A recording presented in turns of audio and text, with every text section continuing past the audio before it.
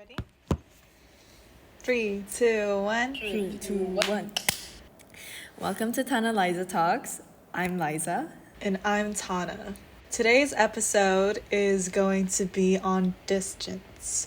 We thought this topic would be very fitting considering I'm currently living in LA and Liza's currently living in Siem Reap, which is two opposite ends of the world.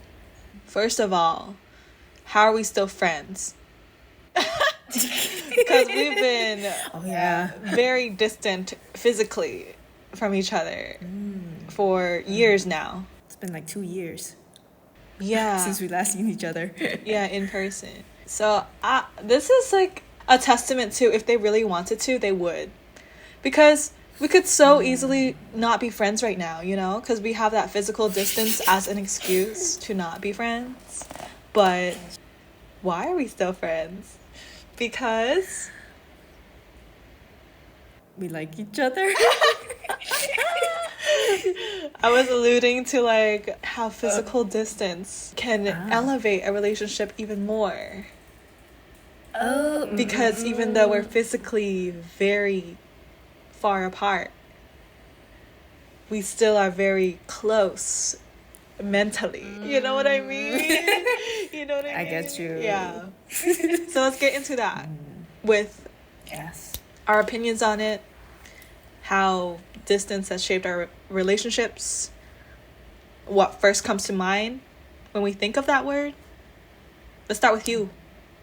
Actually, we knew of each other since middle school, so like we've seen like that weird period, right? Yeah. And yet we still want to be friends with each other. And I think as we grow, maybe because we have similar values and similar interests, that we continue to sort of be in like parallel paths or something. Yeah. And this makes me feel like there is virtually no distance because I catch up with you and I feel akin to what you're going through. Like when you tell me what you're going through, it feels like a part of me walks that path with you and vice versa. Right. I feel the same way too, because with friends, like especially when you're physically distant and we grew up together, we saw each other's awkward growing pains. We've had growing pains with each other too, like being physically in the same country and all. So I think that history really helps. But at the same time, there are a lot of like friends from high school and stuff who we lost touch with because of those same reasons. Because we grow and change. So the stuff we used to be able to connect with over high school, we can't connect with now. And I feel like with our friendship, it was the opposite, where it's not that we weren't friends in middle school, high school, but we weren't as close as we are now, I feel. Maybe because the topics or whatever was important to us at the time just didn't like align with each other. But for some weird reason, like the older we get, the more we like lean, like, you know, our paths align more. Yeah, it kind of feels like there's a right time for everything. Yeah, exactly. And I guess friendships or relationships in general, they're all about like supporting one another. And I feel like, at least for me, when I was younger, I didn't feel like I was in any position to be super supportive to others yet. And so even the friendships that I felt close, like I had close friends at the time, it was not max support yet, just because we were all trying to figure ourselves out, right? Absolutely. You can't pour from an empty cup. You cannot pour from an empty cup. And let me just reference our doc, because guys, this is such a hard concept to talk about, so we broke it into 3 categories: relationship boundaries, physical distance, and then distance in the triangle of ego, persona, self, and the soul. Why don't we begin with the most obscure category? Because I'm pretty sure the listeners are wondering, What the fuck do you guys mean distance in the triangle of ego, persona, self, and soul? Yes. This is an important starting concept to begin with before we talk about how it's improved or shaped relationships and helped to set boundaries, because the first thing we need to understand is how it relates to ourselves. And each person's experience is different. So the general concept is the persona / ego is what you put out to others, or how others perceive you. And the self, the way we're going to talk about it, is your human self, your human body, the physical things you do leading your day-to-day life. And thirdly, we have the soul, the higher self. That's your true self. Because the self is just your physical human body, the human experience you are having in this lifetime, right? And the ego / persona is something you don't really have control over. Yes, you can shape it, but ego will always be there, and you cannot control how you will be perceived by other people. What you really do have control over is to be more in touch with your soul, your higher self, and figure out what it is that you truly align with as an individual being.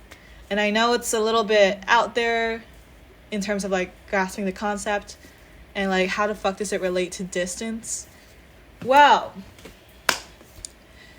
distance plays a very important role in this triangle, because the more you are disconnected with, let's say, if self and soul is very distant, that naturally would affect the way you act in your relationships. Since the soul is your higher self, and what some maybe even call your truest calling, right?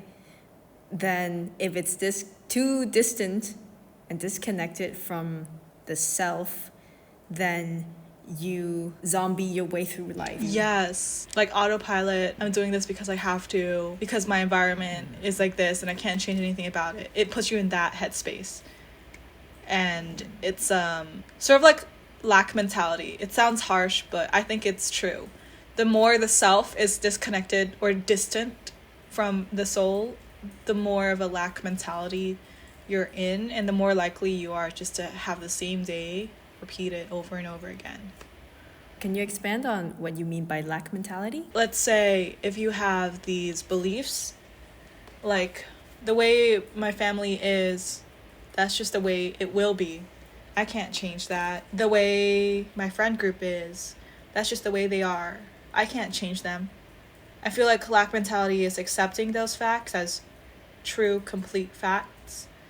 And because you can't change these things you say you can't change, it's sort of an echo chamber where you keep yourself in these kind of environments, and you're affirming your beliefs of these lack concepts as true, because you're just putting yourself in these positions of complacency. I see that. Yeah, it's if your environment is like this, maybe you can't personally change the behaviors of the people around you. You can only lead by example. But then if that energy is keeping you small or unexpressed, you don't even feel safe to express yourself or be your true authentic self within those environments, within those relationships, then you are responsible for seeking alternatives, for seeking people to be around that's supportive, right? Is that catching? Exactly. It's true that you can't change people. That's true. But what you can change is your environment. And I feel like environment is vital in better quality of life. But there needs to be somewhat of a harmony between these three concepts of ego, self, and soul. Because I feel like if one is sort of neglected, things will get thrown out of balance. If your self and soul takes precedence over the ego and you just abandon the ego, you're gonna find yourself being alone. And being alone is not a bad thing, but what I mean is as humans, naturally we need some sort of community, some sort of feeling of community. And if you are just too attached to self and soul, it just alienates you, and eventually you will have no one you can connect with, which is why ego needs to be balanced in the formula too. I say formula, but really there is no formula.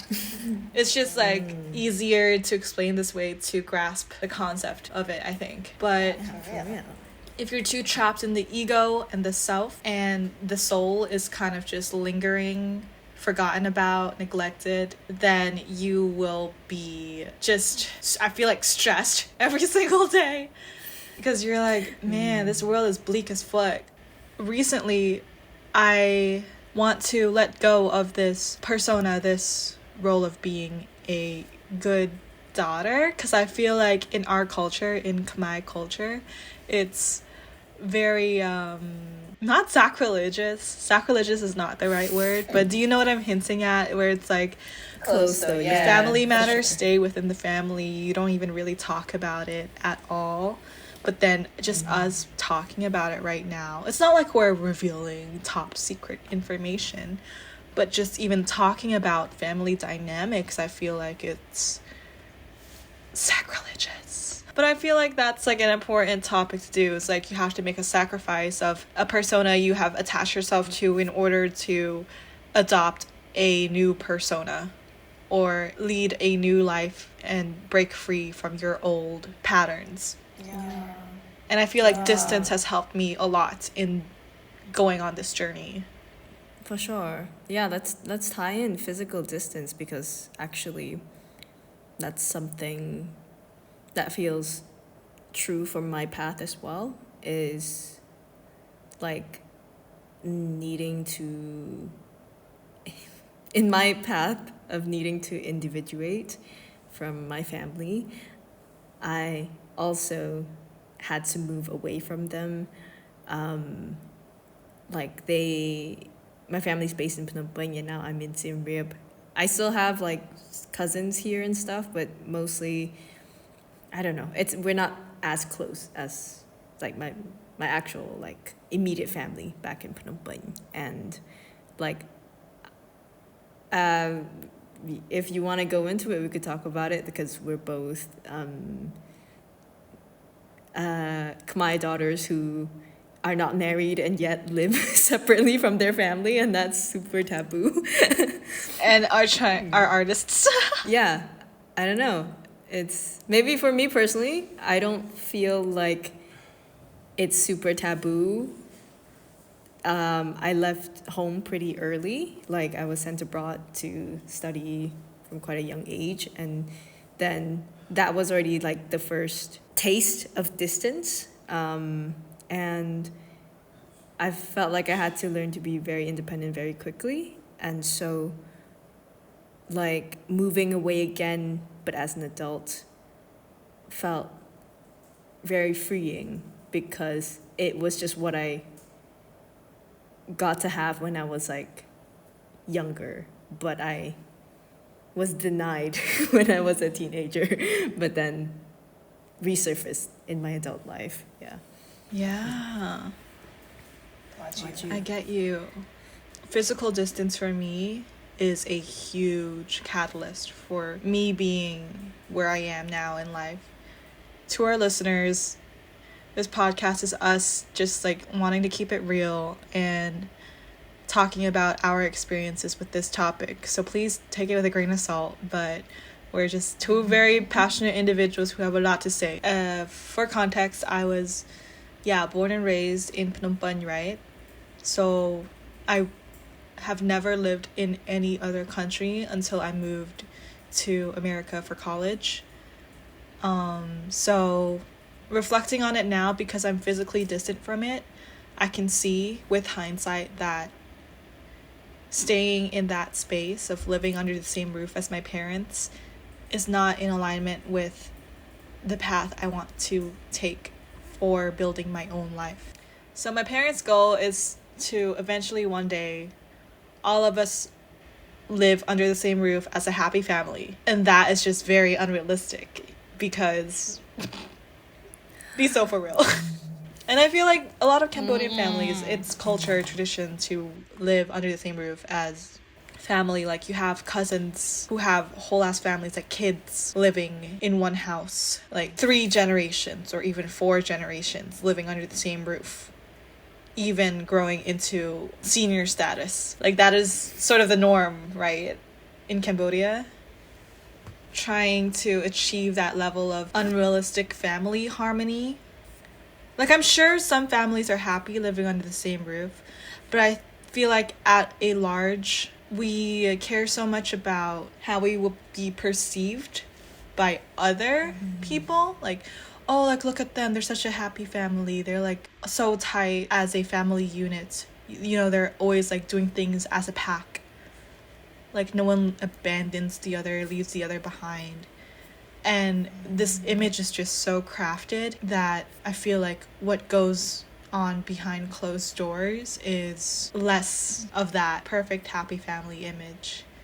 This physical distance has made me realize what a real happy family is: a family that respects the other family member as a whole individual person, rather than sacrificing their entire life to play the role of the good daughter, to play the role of the good son, or whatever. And I understand that it's a little complicated, gray area here, because that's the way our parents had to grow up.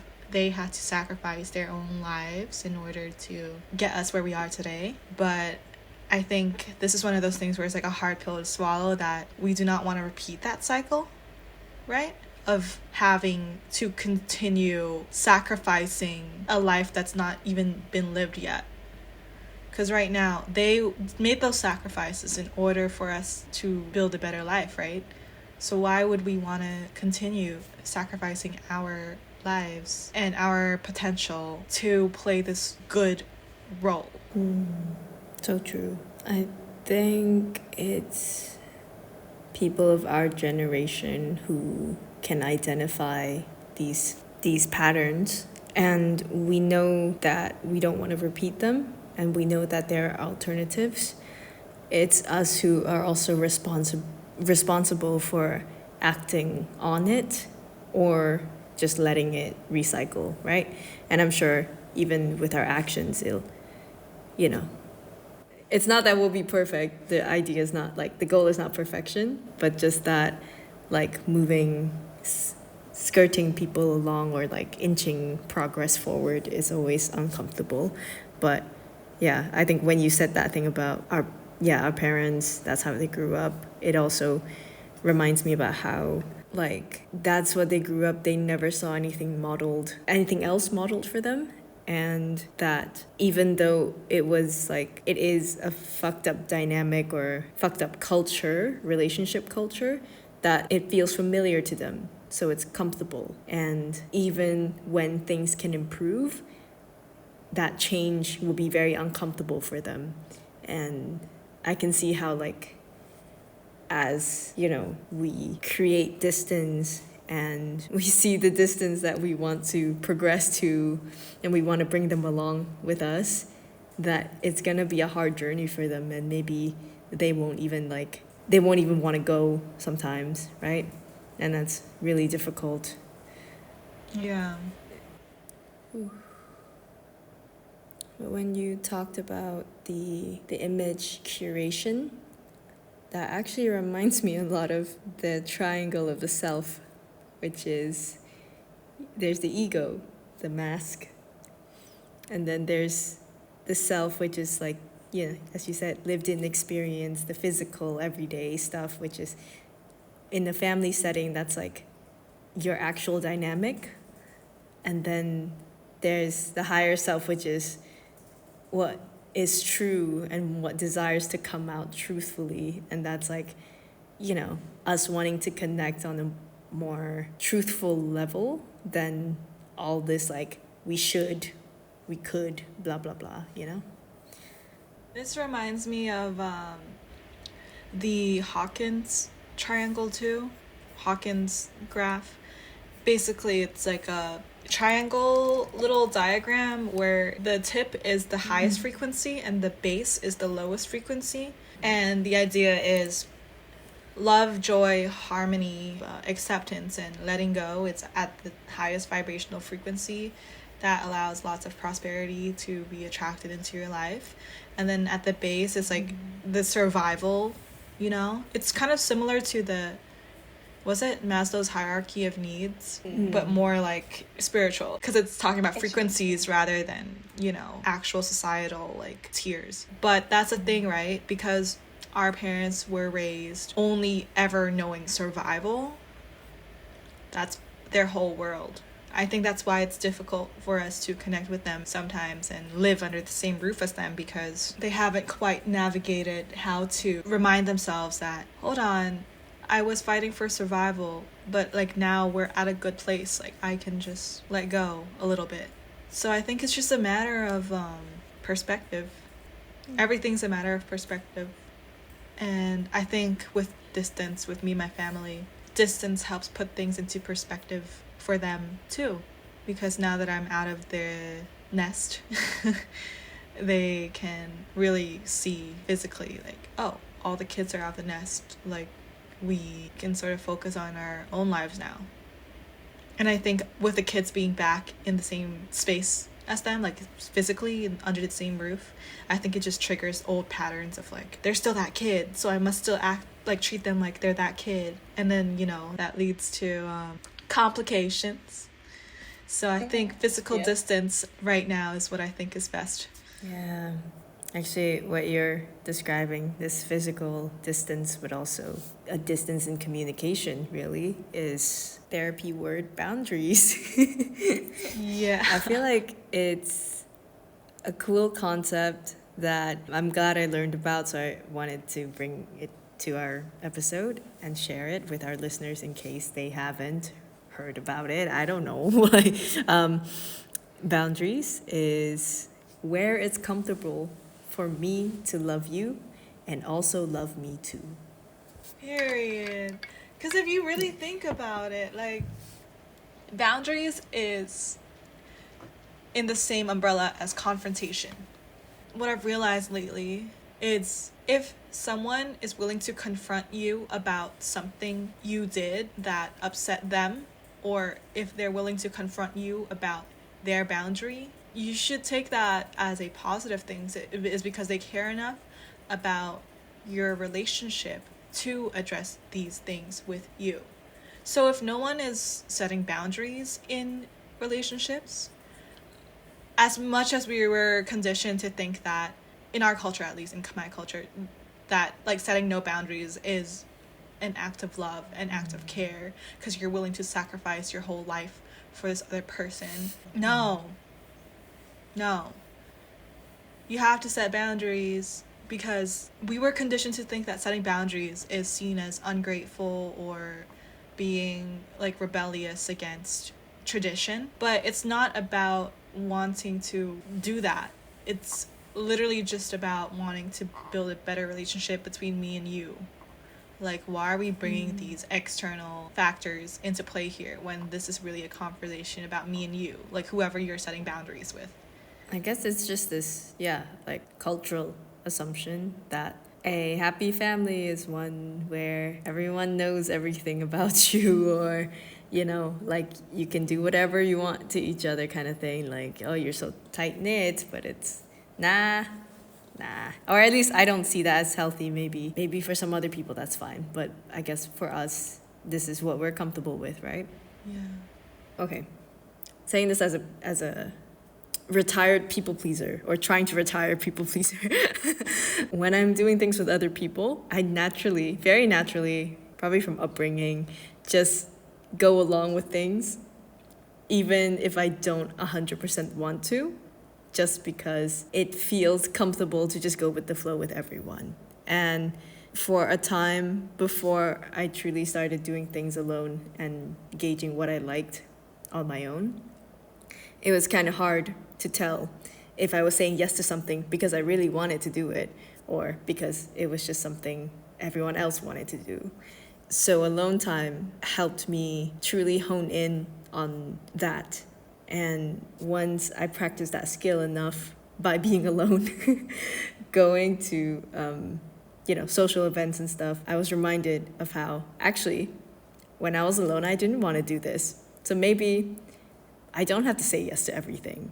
And it sounds simple, but I feel like for those of us who grew up a certain way with strict parents, with a certain culture, sometimes we really do have to rediscover ourselves with distance.